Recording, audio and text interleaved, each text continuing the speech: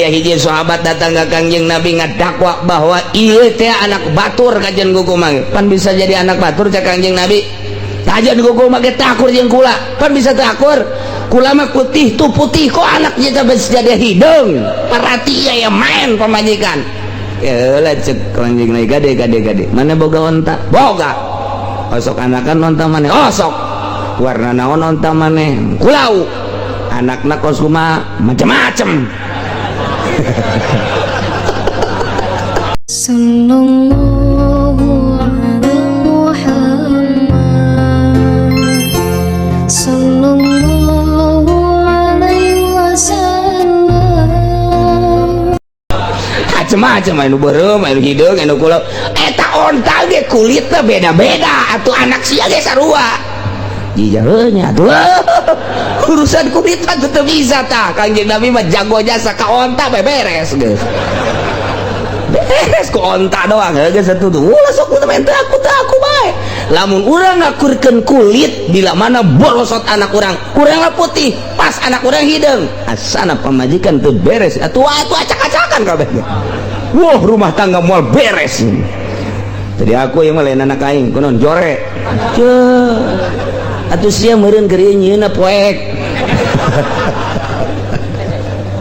tah lain eta qaib ngaranna di Arab mah deuleur ramona deuleur uratna deuleur ramo suku deuleur uratna urang mah moal ngarti tapi jelema ahli mah bakal ngarti deuleur sukuna deuleur sabab suku nu 10-an iya jeung iya akur moal salah kajen kuku mah ge tah ieu anu nyangkrung diperanakan teh ieu akukeun ka dinya kajen teuing kekeseran teu bisa eta anakna qaib teh baheula kuari bisa kuari dicocokkeun antara qaib jeung ilmu kedokteran.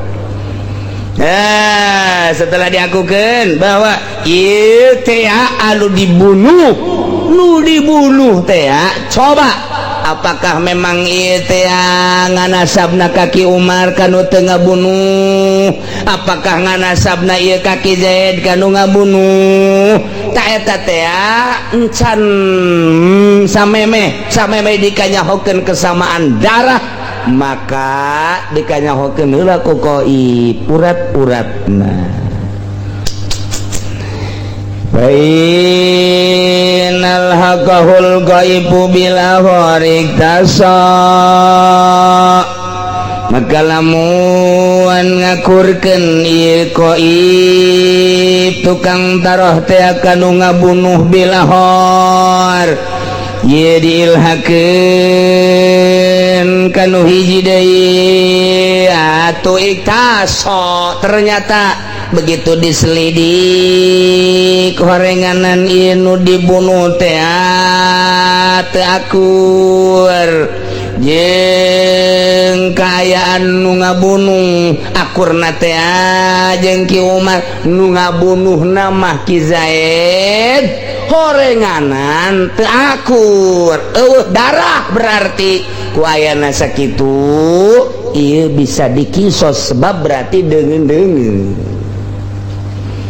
tapi wa illa fala lamun diakurkeun ternyata aya darah horeng ieu teh memang bapana misal ta eta teh fala teu kudu kisos tanu mantake memeh kanyahoan mah ieu aya darah atawa eueuh ulah waka dikubur heulanan teangan heula qaib mun baheula mah ku ari mah pisum coba tuh lantaran samar nya masinikeun ieu abah atau masinikeun ieu anak nah kuari dipasinikeun teh ieu teh kenyataan apa lain sebab mun aya darah berarti kan teu kudu kisos lamun teu aya darah ya kisos lantaran majhul mah teu bisa dihukuman majhul mah cek Kangjeng Nabi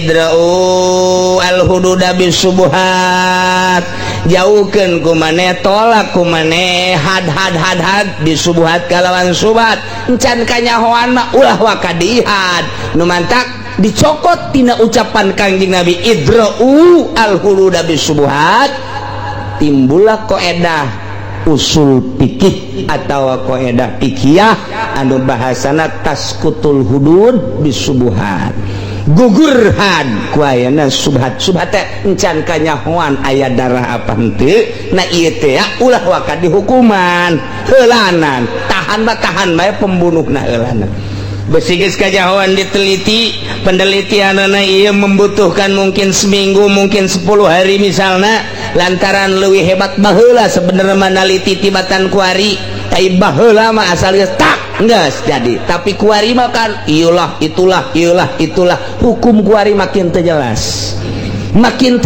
kuari mah makin pualalin terjelemana makin bodoh ngahukumanana ieu kuari coba ge lamun orang meneliti di Indonesia ya jelema korupsi cuman 100-200 juta dihukuman 3 tahun aya jelema korupsi teh 1 miliar 2 miliar dihukuman anangan 5 bulan aya nu korupsi 1 triliun teu kahukuman dek di mana coba ta otak Indonesia urang ngadenge sekian T sekian M biasa-biasa bae damang-damang bae teu pernah kadenge ku urang jelema aya nu ditahan eueuh sidang beres bae henteu dihukuman tapi dihandap mah anu korupsi 100 korupsi 200 gedena 500 wanjang lalakona ieu deuk kumaha ieu di Indonesia teh kos kitu tah alhamdulillah ya rabbil alhamdulillah berarti innalillahi wa inna ilaihi berarti itu beres di Indonesia ini aing ngadenge ti sungut sia ieu sebenarnya tuh beres tak kadenge tak ku jaksa ku hakim jeung ku pemerintah kos kitu terbentuk negara urang sekedar mengetahui bahwa di negara orang seperti etalah orang sadar bahwa di Indonesia hukum teh kos kitu. Wallahu alam ke di harapan Gusti Allah penyelesaianna kumaha meureun wallahu alam ketungguan moal karebel deui moal kebal deui hakim nu geus umur 50 tahun tah kamanus malaikat zabani yang geus kieu iya biang keladina iya geus kieu bae masyaallah begitulah tasqutul hudud bisubuhat gugur had kuayana subhat keliru encan jelas dan jelas ieu teh apa aya turunan apa henteu aya apa aya darah apa henteu aya sebab salah sahijina ieu teh bapa kajen kukumaha salah sahijina ieu anak salah sahijina bapa kajen kukumaha ge nah etalah kucan jelas kitu maka kudu dijelaskeun heula teu meunang main sangka-sangka bae kudu jelas di lembur Ki Holid leungit kotok sararial jasa jagena ieu kotok leungit sabaraha lid leungitna sakandang oh mah sakandang lid eusina sabaraha 2 Aisyah ngomong udah sok sakandang atuh 2 bae atuh kandang nangan 2 mah sakandang kan berarti itu salah sih ngan aing teh sia nu salahnya bingung aing Masya Allah geledeg gede deui gitu mah geus pohara bae sagede kumaha sagede embe teh sagede sia teh aing nu salah ieu otok segede embe tak jadi lagi gotok jolid daya jol kayak Ki Zaid make kaos hidung celana hidung sepatu hidung pet hidung kacamata hidung cak jolid iya pamalingan anak aja gue pakai iya tewak iya pan bisa gitu iya serba hidung pamalingan teh sok pakai serba hidung tewak kes iya pamalingan anak bawa ke polsek kan itu salah buat ting make udang-udang pamalingan anak ya pamalingan kuari masa ruwa kiai ge maling keneh bae atuh ya atuh kuari mah kiai maksudna anu berwajah kiai kiai lu mah maling paling nyitah doang nya nama tadi akhir zaman mah hese lah Baheula mah memang Jawara teh boga ciri khas tersendiri, asal make pangsi, baju hideung, ieu non garang-garana samping dikadiekeun make bae gelang bahar, make laken. Aju ieu padudanana gede. Enggak, eta teh di mana ge eta teh Jawara teh. Eta teh Jawara teh kos kitu teh, geus lamun aya di pengkolan nyana keur kieu beda. Keur kieu, wo botong dayut biasa Jawara mah mun kos kitu. Eta kabeh ge permisi kabeh ser nu boga di dieu. Dianggap jin meureunna teh. Tah eta teh baheula mah boga ciri khas. Kabeladeuna dikaburkeun loba nu nuturkeun kuari mah Jawara nu asli make piyama. Make baju koko, make samping atlas. Waduh, rapih luar biasa. Ngan aya bedana setik tasbih dikongkorongkeun. Tah eta teh geus kabur ku ari mah. Baheula mah mana aya jelema nu daek make pakaian abri mun lain abri. Ditangkep, tapi ku ari atuh biasa bae. Mana aya jelema nu make pakaian kedokteran lamun lain dokter atuh ku ari mah ambal aya. Mana aya jelema baheula nu make pakaian mun daek make pakaian polisi mun lain polisi moal aya atuh ku ari mah pake maling. Jelema pakai setelan polisi, jetop, top, mana SIM? Nggak ada pak. Ya ini, udah saya bawa ke polsek. Sini kuncinya. Dibawa ku nyana teh koreng pamalingan. Masya Allah, pakai tak pakai pakaian polisi ya tak? Eta sabaraha tak kejadian nunggus model kos gitu tak? Ayah nunggu gerebeg teh, nunggu gerebeg nu main, pan pakai pakaian abri. Pakai pakaian sepempuh sapatuna pokoknya mah geus pakai pakaian eta bae bluk gua dia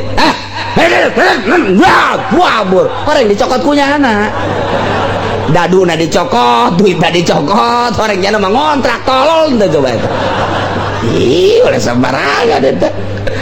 Masya Allah, iyalah di akhir zaman dah kuari atuh artis pakai jubah pidato atuh dia acak-acakan dia gue riwa acak-acakan jadi nu lain kiai nyai nu nyai nggak Jawara atau ke sini lagi nasib orang baik hirup di zaman kos guys nggak bisa baik guys pokoknya nu hukuman bunga bang baheula sepakat asli kiai mah haram anu ngahikuman kredit model kos kitu tah nu beda harga haram atau emang kiai baheula nu hukuman anak atau akur ti Sabang sampai Merauke Mesir internasional haram bae jol bae jelema kikiaian jelema nu henteu masantren sakola ngahukuman geus urusan sakola mah sakola bae udah sok mawa-mawa hukum fikih tah akibatna kos kitu tah acak-acakan iya kiai anu asli milu deui ka dieu ku tolol-tolol teuing aya kiai anu asli tetep teh gide-gide gacan los ku sia dihalal-halalkeun keul aing mah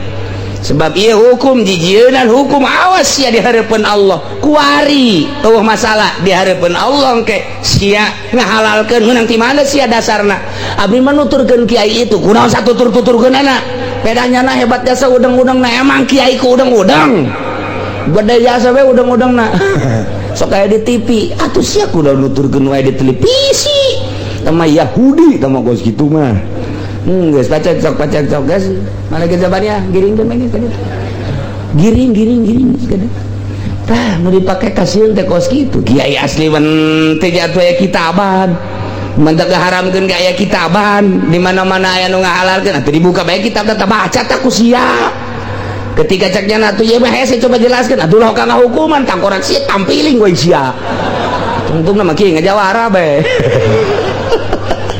secablak na sungut sia ngahukuman baca tak kitab dah jak kiai KBG lu ngaraca kitab kos kitu satu suara di Fatul Muin kos kitu di Fatul Wahab kos kitu di Iqda kos kitu sia belang di kitab naon ini cenah di majalah leg-leg sia majalah heran yang mah hukum nang di majalah atel ieu mah ngadengeuna ge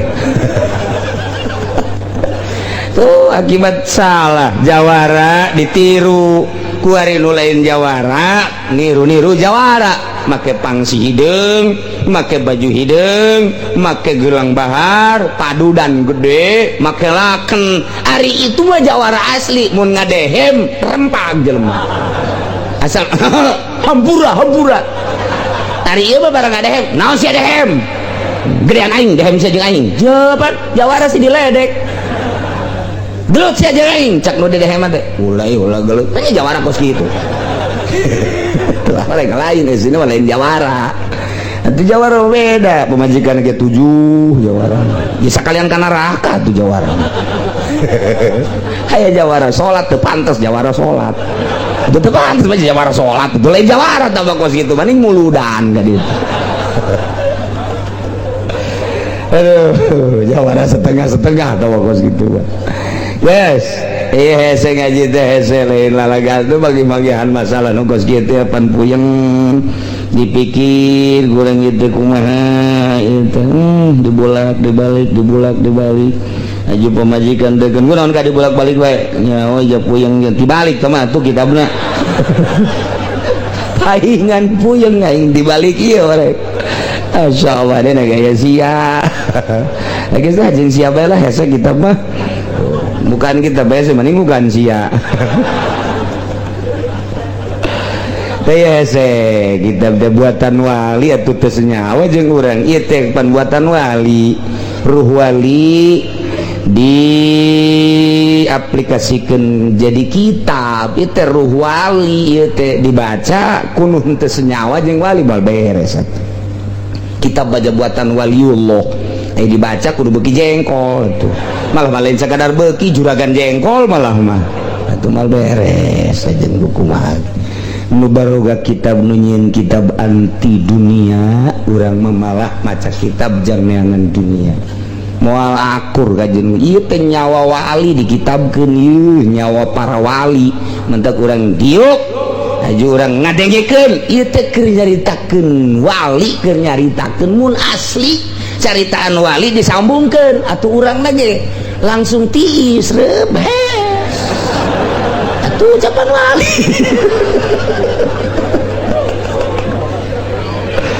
tapi lamun urang teu beres ngahartikeun mana beda hate teu senyawa jeung wali hareudang hate ngarasula jeung dina nurani asa lain lain kajian kukumaha ge teu senyawa kitab teh buatan wali ruh wali diaplikasikeun ku harikana kitab jadi kitab dibacalah ku urang kurang-kurang nama urang teh terlaknat ku kitab lantaran bahasa wali nu nya nama geus anti dunia ngaran wali mah anti dunia ai urang maca kitab dan jang neangan dunia cak kitab goblok sia bacaan kitab aing hayang meuli inovasi ya ye kan tuh dilaknat tuh ulah sambarangan jeung wali masyaallah kemana ya walau qatala ahadu akhaini ala bawalah warwal umaman balikulin kisosun Zaid jeung Umar teh dua saudara keletikna di ku bapana ngaran Khalid penca dididik penca ku Ki Khalid ya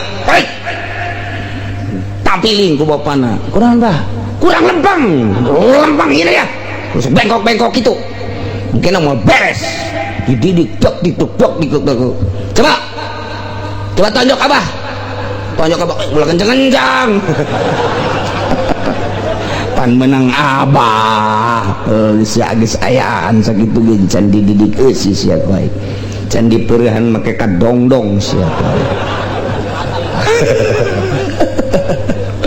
ke sia geus dipeurehan abe naon pa dipeurehan abe musuh di tukang ge kadeuleu bae kareret bae nah ieu bah make naon campur-campur cabe segala jeung pan begitu bae atuh pokona mah mun teu beuntar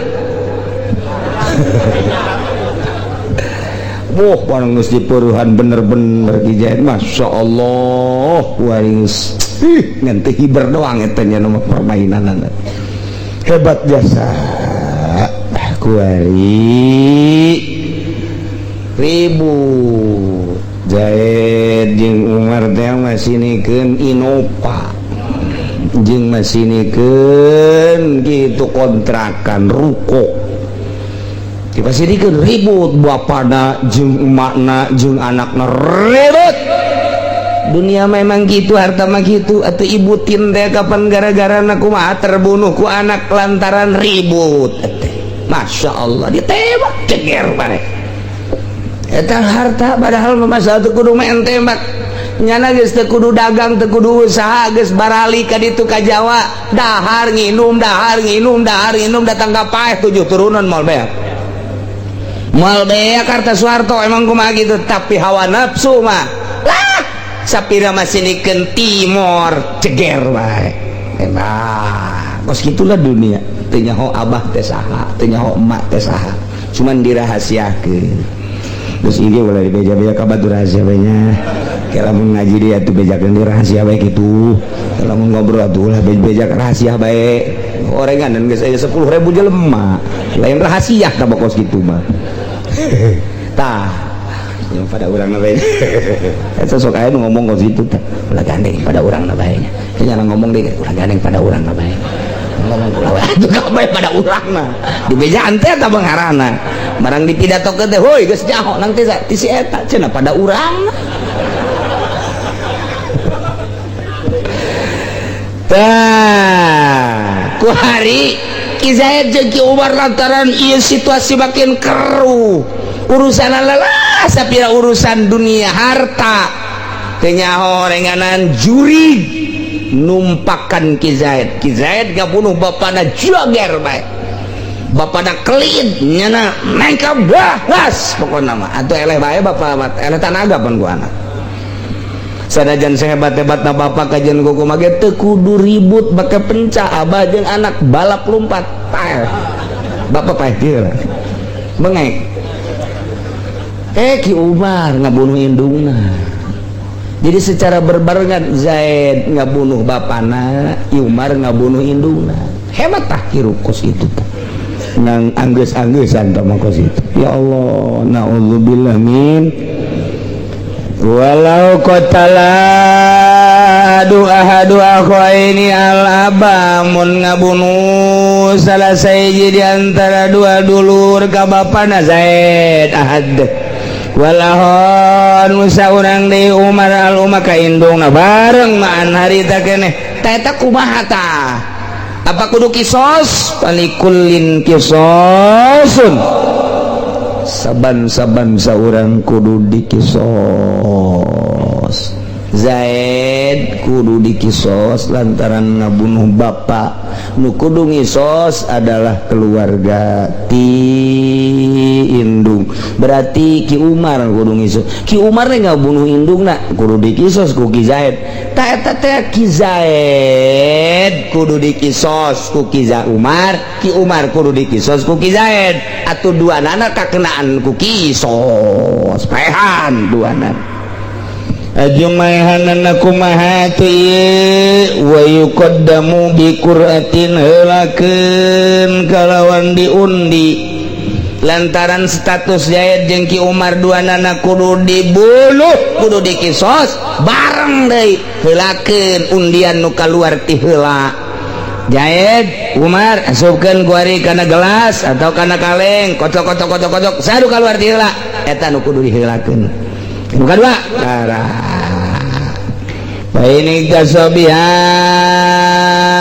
lamun memang kakelan ku kisah ku Qur'an masalah mau bede mau badiron atau ayo guys pokoknya nama apa heula bae di heulan manan heula kali warisin iktaso minhu maka tetap kanu ngawaris kali warisil muktasi minhu maka tetap kawaris anu dikisos teh tadi ti salah sahijina muktas minhuna na iyalah qatul muktasi ngabunuh anu kakenaan ku kisos ilam nuwaris qatilan lamun urang tengah hukuman ngawaris kanu ngabunuh dihakim kalawan hak cekaul nu dhaif mah henteu ngacekaul nu mutamad pan teu ngawaris qatil teh kana hak wayana sakitu maka saurang engke ngawan mun mubadir teh lain ku kocok na ngabunuh nusa urang deui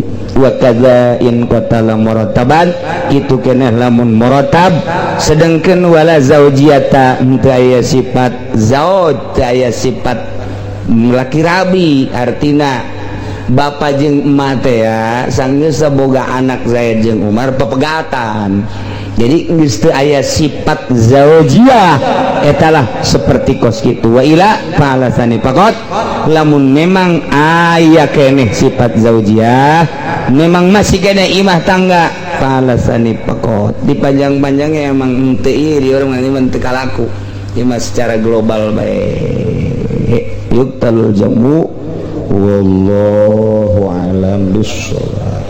A'udzu billahi minasy syaithanir rajim. Bismillahirrahmanirrahim.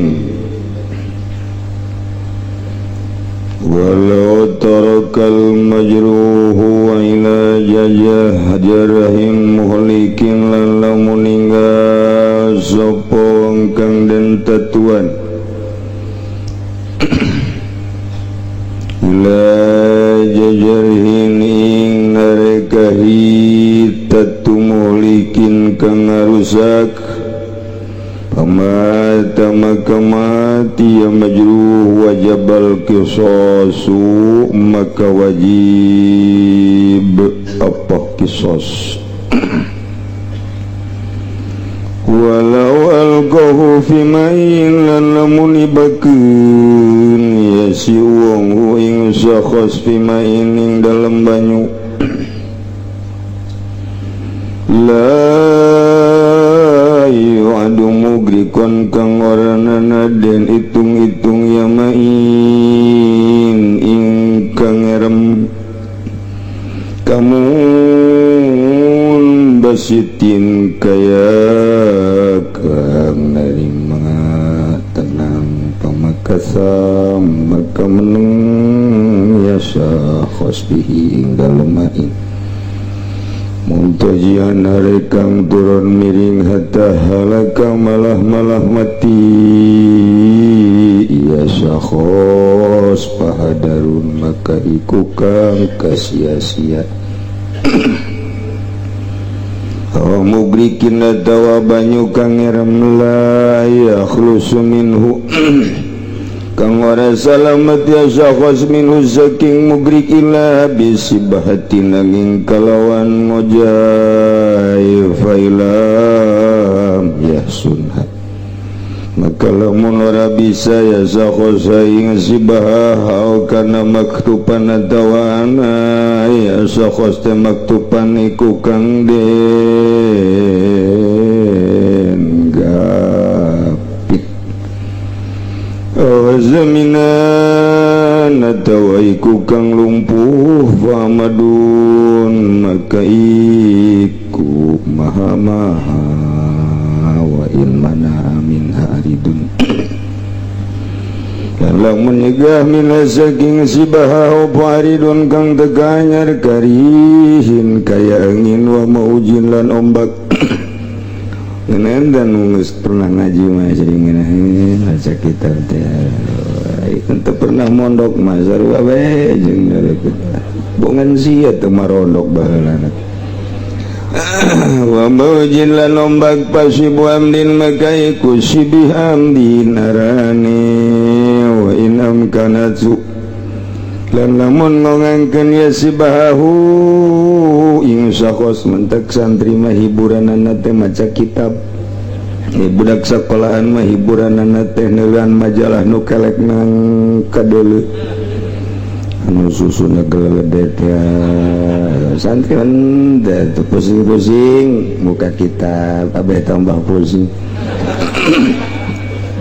daroga maka ninggal ya sakhasa ing sibahafa la diata fil azhari maka ora diat iku wajib ing dalam mungguh kaul azhar au finarin atawa ing dalam geni yumkinul khalasu minna kang kongang apa salamat minas saking nar pamakasa fiha maka menang ya sakhas fiha ing dalam nar Fafidiyati al-qawlani maka ikut tetap ing dalam diat utawi kaul roro wala kisos fi surataini lan ora kisos iku wajib ing dalam surah kang kaping 2 Binari wa binari wa junda ikut tetap ing dalam geni utawi wajah kang weweneh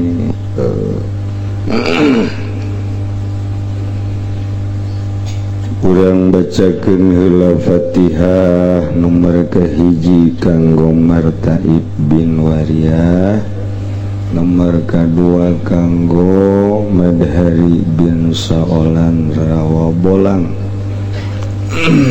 kadilumah kanggo Mislan bin Saitun Said bin Sartiah Sakin bin Sartiah Sartiah binti Asrin Asma binti Hajari Kusmi kawidaran terakhir ieu mah toko mashab.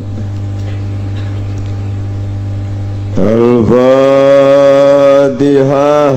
Bismillahirrahmanirrahim. Alhamdulillahi rabbil alamin. Ar-Rahmanirrahim. Maliki yaumiddin. Iyyaka na'budu wa iyyaka nasta'in. Ihdinas siratal mustaqim siratal ladzina an'amta 'alaihim ghairil maghdubi 'alaihim waladdallin.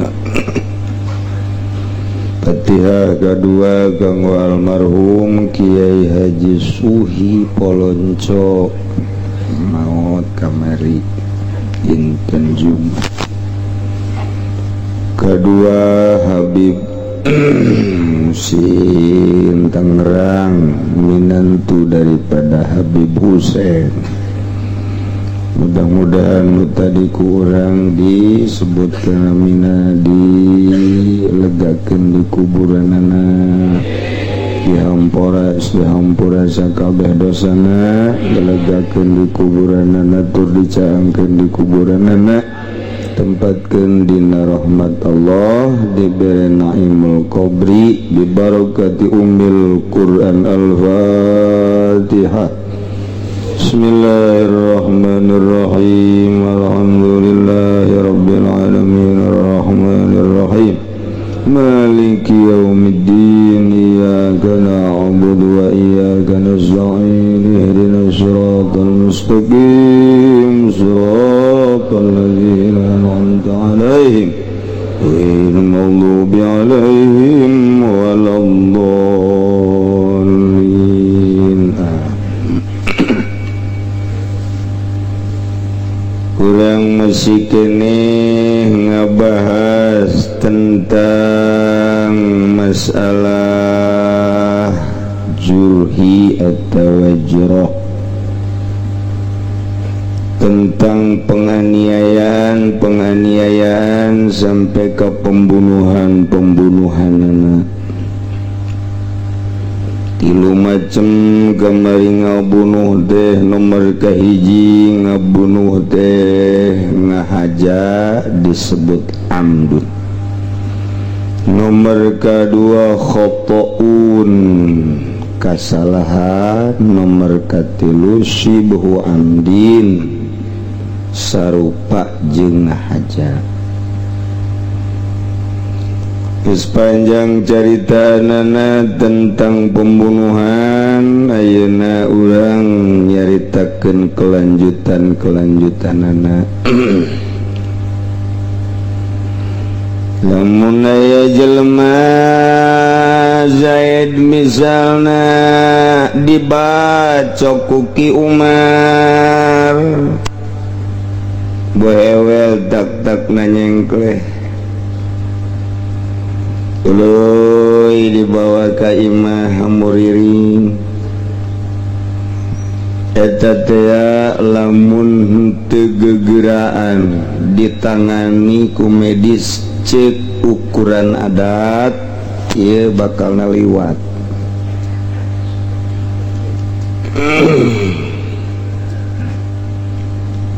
pemberitahuan telah meninggal dunia Kiai Haji Samir bin Kiai Haji Sugan jam 6 pagi tadi di Cisoka.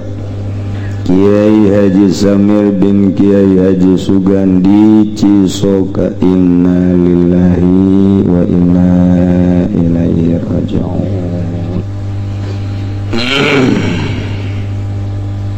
Bacakan Fatihah ganjil Al-Fatihah.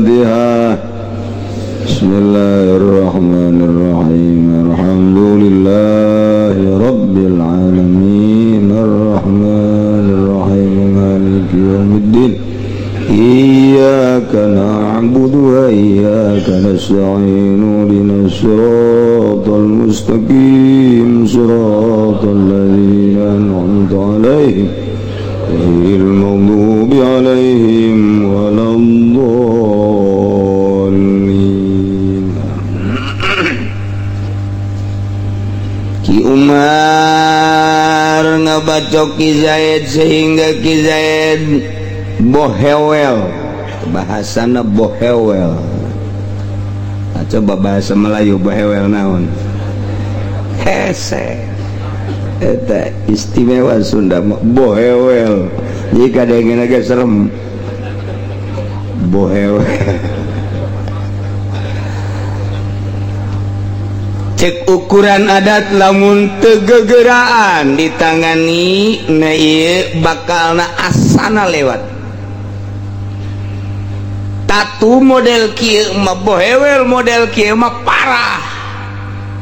Tapi Ki Zaid teu dibawa ka dokter, teu dibawa ka tukang urut, jadi ngantepkeun ka bohewelanana.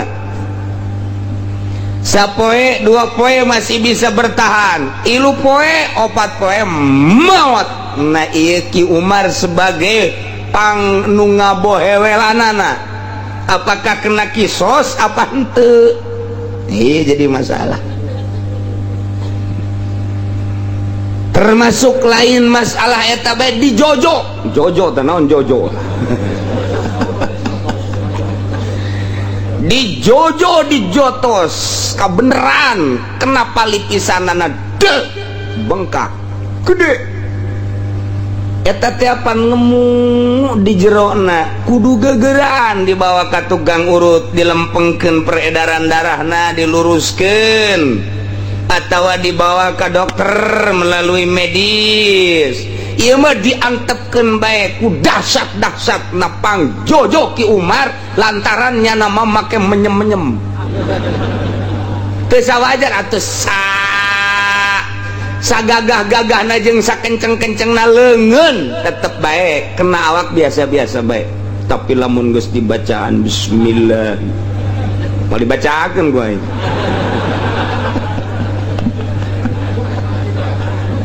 Aduh. Di Islam mah sebenarnya mah lamun urang tararakwa ka Allah kemudian make ilmu ti Kangjeng Nabi baik Al-Qur'an maupun hadis Kangjeng Nabi atawa bacaan-bacaan hizib-hizib ti para wali-wali Allah. Ujianna nama musuh sabaraha puluh atawa ribu cukup ku didelekeun doang. Teu kudu dilawan.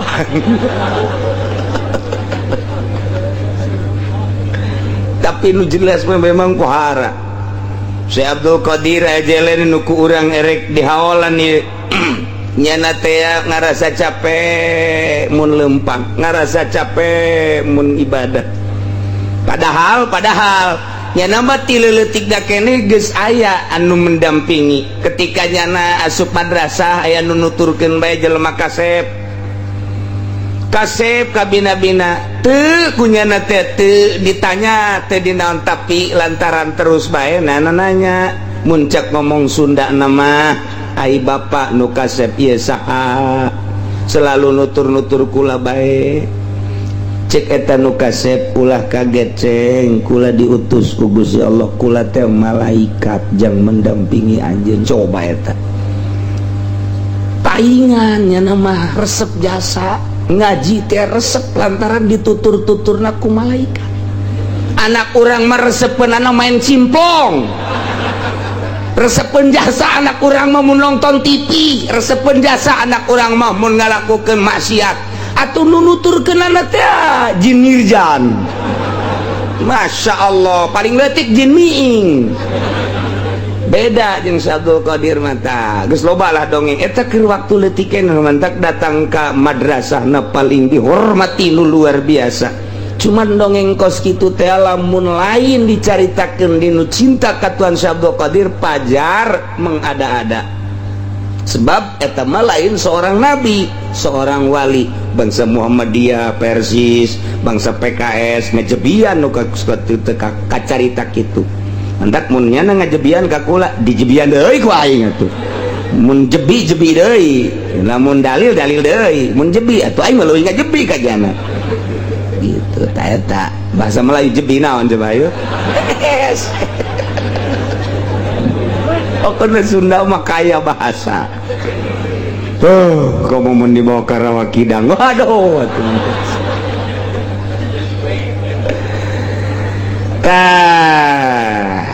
Iya masalah soal Jojo, soal bohewel nu kuduna dibawa ke tukang urut tapi henteu, nu kuduna dibawa ke medis tapi henteu.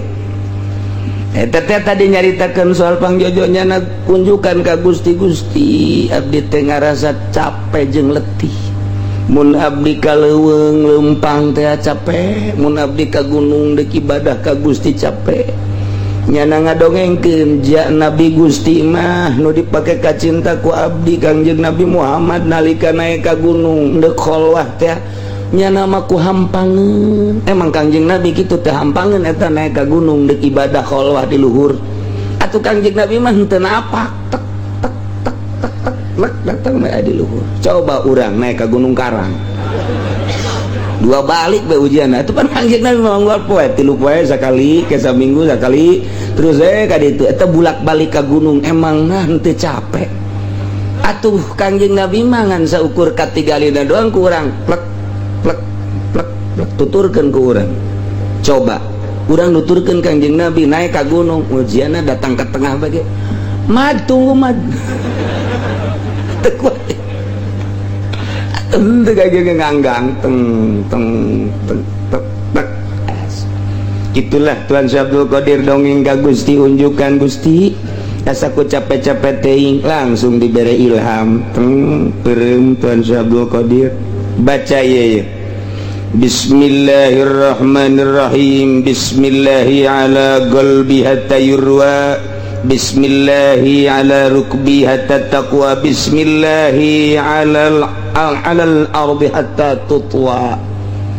Bentak Tuan Abdul Qadir langsung dibaca Bismillahirrahmanirrahim Bismillahi ala qalbi hatta yurwa Bismillahi ala rukbi hatta taqwa Bismillahi alal ardi hatta tutwa.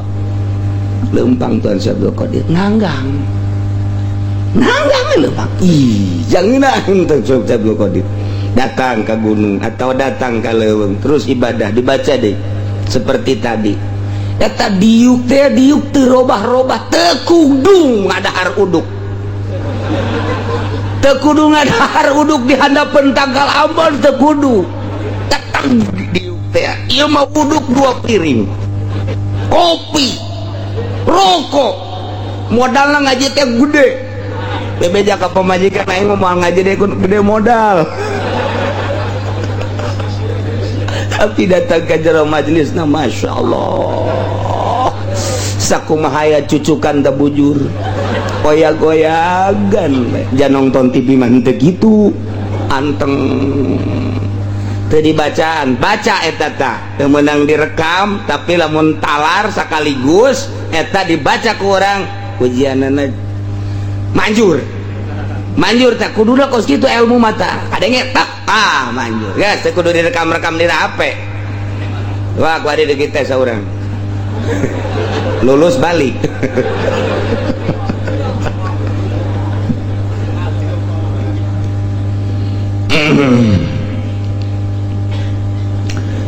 Berita kedua, karena Allah tolong diberitakan kepada nama Haji Supinah segera, nama Hajah Supinah segera pulang, karena ada yang meninggal dunia di depan parkir. Di depan parkir ditunggu tulisan api dokter dari budak, ditunggu di depan parkir sekali deui kepada nama Haja Supinah segera pulang karena ada yang meninggal, ditunggu di depan parkir. Terima kasih. Orang mana sih atunya wae gitu.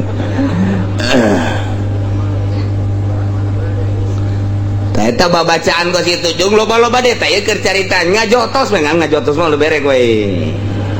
Moal. Oh, sakali. Ha.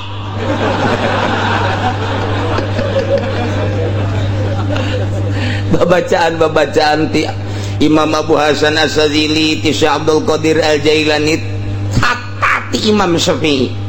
Di Imam Syafi'i emang kumaha kitu Imam Syafi'i atuh jangan lawan musuh mah teu kudu berhadapan.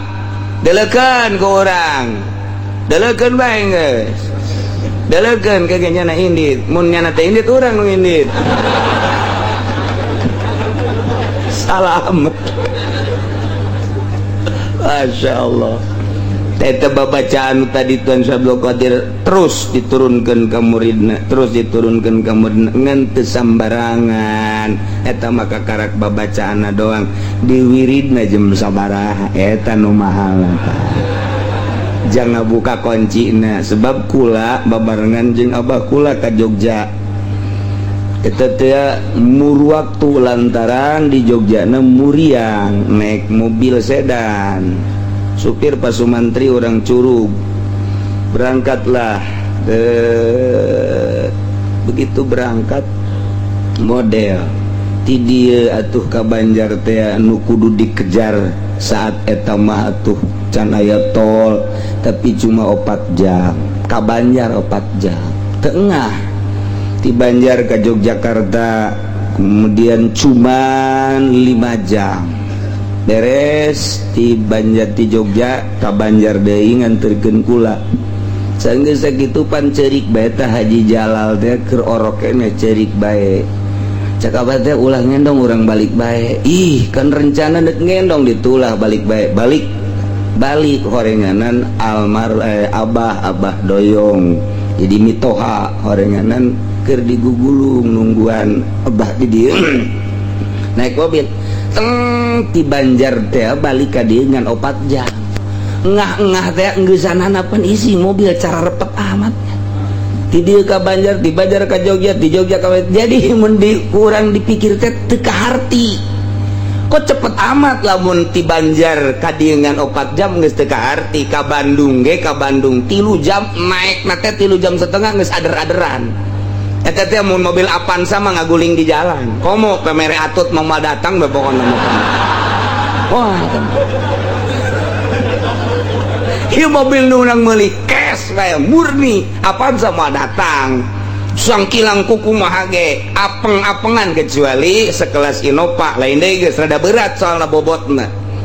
Tah eta teh harita sedan lah sedan biasa ka dieu 4 jam ti Banjar. Jalanna berliku-liku teu kaharti. Oh iya orang dibaca tanu tadi teh eta. Mantap urang ge engke lamun deuk kilir baca eta. Cepet jadina tah. Masyaallah ngan kudu dibaca heula jam sabaraha dibuka kuncina. Kudu ditanyakeun ka Tuan Abdul Qadir. Der, eta jam sabaraha Qadir mana sih aya? Tak tidak babacaan model kos gitu baheula kulantaran aya santri ditangtangan main bola bae di Bandung ditangtangan main bola kurang lembur santri teu bisa der bae emang teu bisa santri mah main bola teu puguh operanan apa nya mah dioper teh lain ka hareup endahan ka tukang nah ieu mah der bae ku greget nah aya santri urang Banten ngadu didinya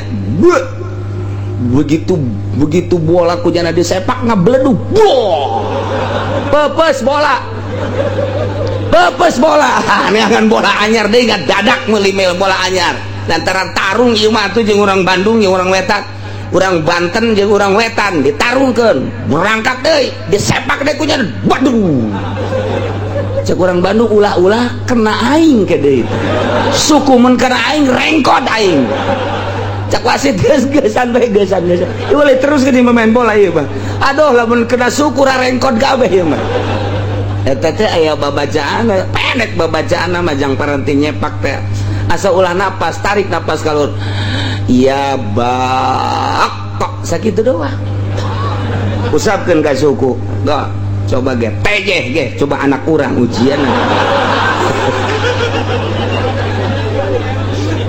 artinya parenek pembacaan nama parenek Masya Allah tapi lamun geus katai kana atuh teu kudu musuh heulanan embe baheula kurang dicoba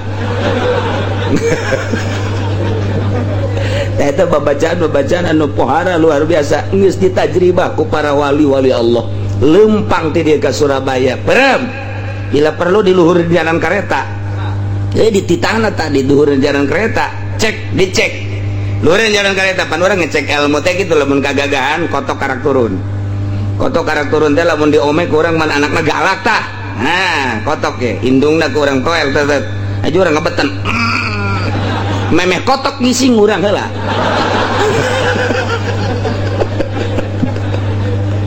atuh aya babacaanna tah eta Islam kaya dengan kaya itu Osama bin Laden geus sabaraha kali ditewak geus sabaraha kali di naon karana ditembak dan lain sebagainya tapi kan Masya Allah lolos dan lolos adapun kamari maut ajal nah geus teu bisa diganggu gugat ajal mah tapi perjalanannya nanti mimiti ditewak mimiti dibantai ditembak emang teu ditembak waktu kerja Amerika ditembak begitu ditembak seri we Osama mah lagi sekurang tembak seri sekurang Amerika lain jelema yang kaluarkeun ongko dikaluarkeun diteangan deui kunyana eta tah Osama bin Laden boga ilmuna ti mana ti Kangjeng Nabi mata atuh baheula eta teh anu di Bogor teh udah suhun ka botol Masya Allah di zaman Soekarno diasupkeun ka botol pan jelema asup ka botol tak orang Belanda neuleuh ka dinya aya di jero botol waduh sejenak di jero botol teh kumaha ngalawanna aing mal bisa cek Belanda nyana geus nyumput di jero botol Soekarno eta emang teu dibantai emang teu ditembak emang teu dianiaya ku Belanda beuh luar biasa can waktuna maot mah teu bae diseret di kuma nang ti mana ilmu Soekarno menang tapa ilmu para wali-wali Allah subhanahu wa ta'ala mantak dek jadi pamimpin teh kudu tapa heula mantep urang nuturkeunana nyana jadi kalang dada masyarakat dihareup ketika ngalawan musuh aing dihareup ngeunaheun kurang teh karasana ka dada kos urang babaturan bareng yang babaturan lempang ti peuting aju kresek tenang insyaallah kasih anak tuturkeun aing ku sia atawa sia dihareup aing nyekelan sia jadi mau ngeunaheun kanu nuturkeunana ieu mah pamimpin teh enak asana ieu juri sakira ieu asa ulah lumpat yuk anu baca pamimpin kos kitu katau teu ngomong deui brebat teu lah atuh acak-acak tuh neta kudu boga babacaan paranti ngahareupan musuh geus leungit kuari kos itu mentak geus eueuh nyalian geus eueuh harismaan Islam teh kunaon eta nu mantak laas ku Golkar dilaaskeunana teh bel ku Golkar mah kiai-kiai wiridanana teu manjur lantaran kadatangan Golkar teu malanjur kiai Golkar mah kabeh Golkar aisalian Golkar suaru abay termasuk sekupi teu manjur kudu cicing bae abe malah lanjut nyekelan ilmu wali mah berat teh tapana lain wiridna mah gampang mah di buku ge loba tapi tapana nu hese ge anti terhadap dunia anti terhadap pamer menta maksudna anti menta ulah menta eta nu berat Ki Zaid kajojo ku Ki Umar atawak bohewel kemudian menurut cak adat mun tegegeraan ditambahan bakal maut ai praktek bener-bener maut walau tarokal majruh mun ngantep Zaid anu bohewel ila jajurhin kana nambahan bohewel namuhlikin anu cek adat bakal mautkeun pamata kulantaran diantep haju maut Ki Zaid wajabal kisos tetep bae Umar wajib kisos balas pati deui paham Ki Umar teh Masya Allah.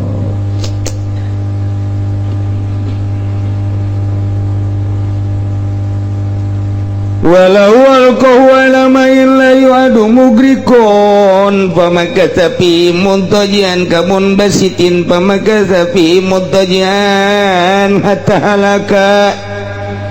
Ki Zaid gelut aduh omong jeung Ki Umar kulantaran Ki Umar mah rada gagah kabeneran gelutna di handapeun di luhureun empang ai empangna ngan saukur sabiti sakit empang nate sadengkul doang caina sadengkul doang jeung empang nage lah tepati gede dicekel kulantaran Ki Umar mah pernah belajar pencak di Cikalong cekel balangkeun buah ka empang mun kira-kira Ki Zaid hudang salamet mun kira-kira Ki Zaid haju ka sisi salamet eta mah Ki Zaid dibalangkeun ka empang nya nama cicing bae blor teh Ki Zaid cicing bae ngojain teh hudang teh mul hudang mah salamet tapi nyana endahan turun miring teh artina aju tenang-tenang we di jero cai teh kieu blor teh Ki Zaid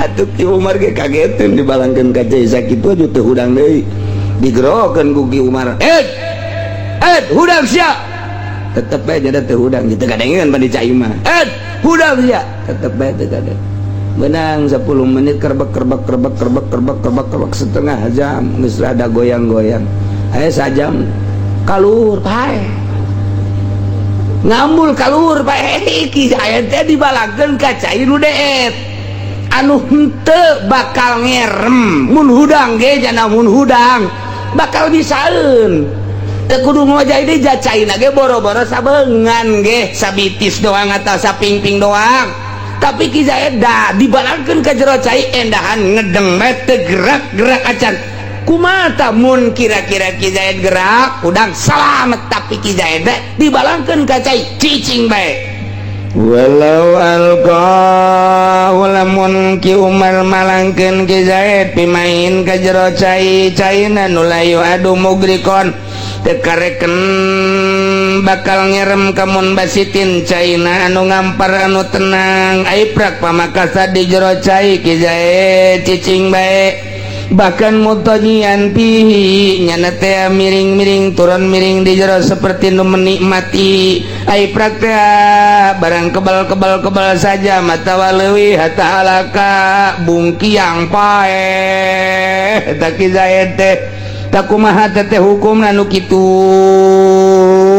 pahadarun kasia-sia tama teu aya kisos henteu ka Ki Umar dia teh henteu naon sababna sarua jeung bunuh diri berarti tama Ki Zaid jaksa kira-kira mun Ki Zaid hudang bisaeun mun Ki Zaid hudang teh bisaeun jasa tapi ieu teu daek hudang nyana di jero bae berarti bunuh diri tama Ki Zaid teh frustasi meureun.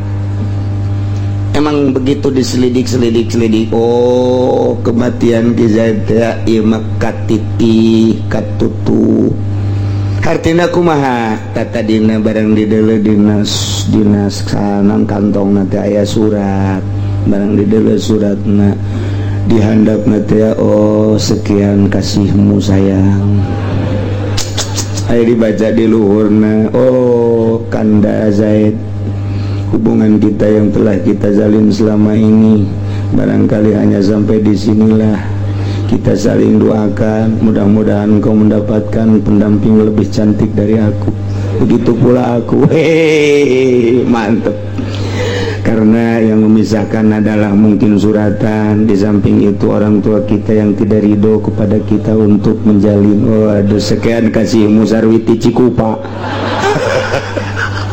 Berarti ya kisah ente ya, berarti putus cinta pusingnya nanti ya. Emang kata di nage merenannya nanti ada apakah baygon diinum kuaing apa minyak tanah ya. Geus kitu bae ayo prak adu omong jeung Ki Umar dibalangkeun ka cai. Ieu mah berarti kabeneran lah aing geus bae di jero cai bae lah. Dikira-kira seperti eta lantaran aya tanda-tanda bahwa nyana diputuskeun cinta. Ta eta teh lamun nyana hudang eta salamet dikira-kira sebab naon cai na ge deet jeung atuh deui teu membahayakeun kemudian paeh hadarun teh mah Ki Umar teu kudu dikisos teu kudu bayar diat lantaran motif daripada pembunuhan zahirna mah dibalangkeun ku Ki Umar orenganan tabab pasti bunuh diri tah mah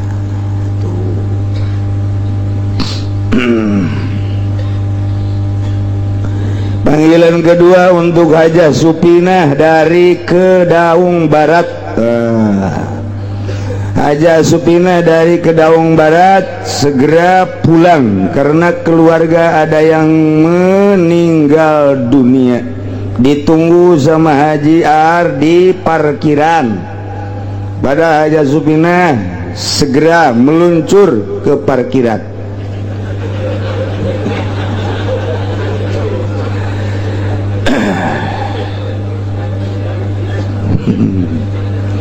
Ialah soal pembunuhan. Masya Allah, Masya Allah, Masya Allah.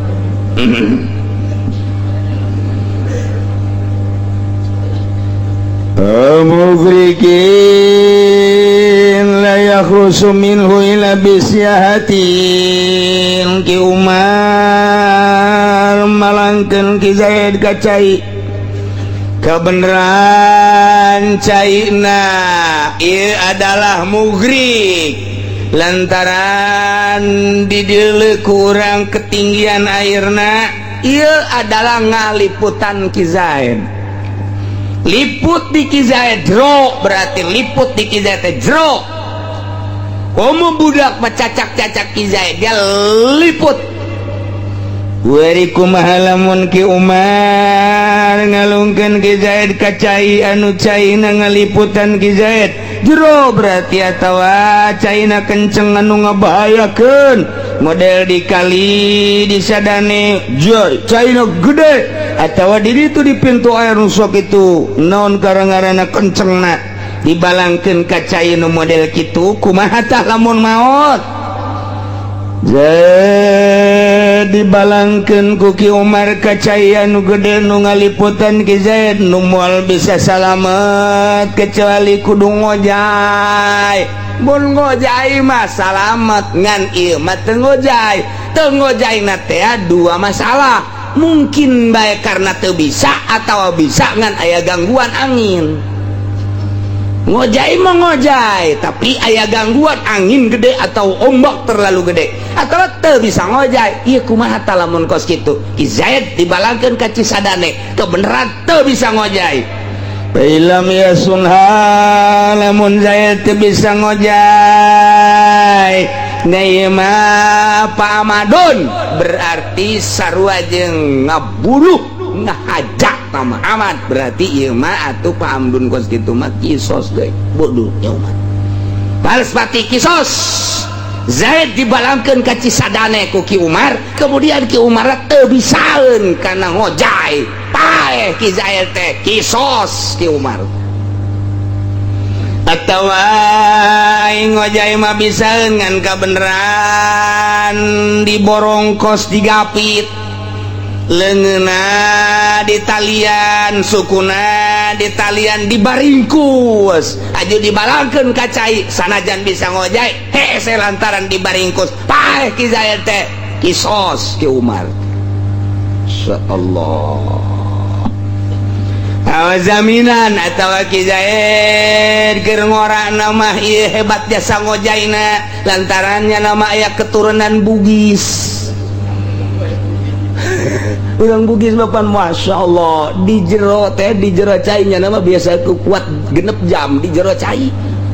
Wallahu alam ta urang Bugis kumaha meureun. Urang lamun dek ka Lampung bae ka Lampung di kapal malangkeun duit eta urang Bugis di jero teh perebut duit. Ya Allah sajam 2 jam di jero eta di jero Masya Allah. Nah iya konon cenah keistimewaan orang Bugis di jero cai teh bisa genep jam tapi mun maca Quran mah teu kuat teu. Orang Bugis eta ngojai mah jagona jago jasa ya teh kizet ngojai teh cuman kuari mah setruk jadi teu bisa ngojai atuh boro-boro ngojai mah boro-boro ngojai setruk mah leumpang di hararese lumpuh atawa setruk kebeneran boga masalah jeung Ki Umar lah cek Ki Umar ku aing lewat ke dia dicekel balangkeun ka Cisadane pae kisos Ki Umar teh sanajan bisa ngojai tapi teu daek ngojai teu bisa senan sanajan dibalangkeun teu bisa ngojai kisos dibalangkeun bisa ngojai ngan dibaringkus kisos dibalangkeun ayeuna ku Ki Umar teh lantara nyanana geus kitu naon setruk atawa lumpuh tetep bae kisos Ki Umar teh.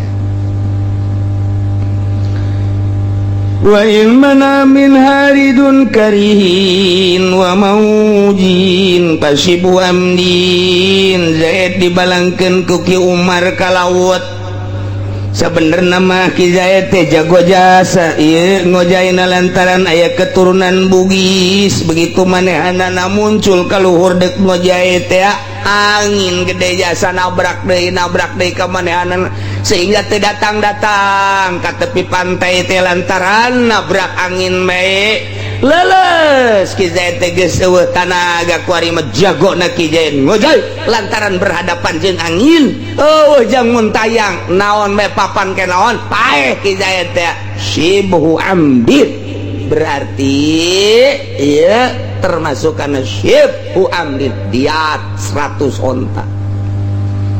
Masya Allah mahal jasa nyawa teh mahal. Oh maujid atawa Ki Zaid dibalangkeun ka laut kemudian jago aing ngojai nama ngan begitu ngojai berhadapanana jeung ombak anu sakitu luar biasana nabrak ombak teu bisa-bisa teu nepi-nepi neangan jang pamuntayangan misalna papan karet ban komo parahu mah sehingga nyana leuleus jasa geus teu daya teu upaya maehlah Ki Zaid Ki Umar jatuh hukumna sibhu amdi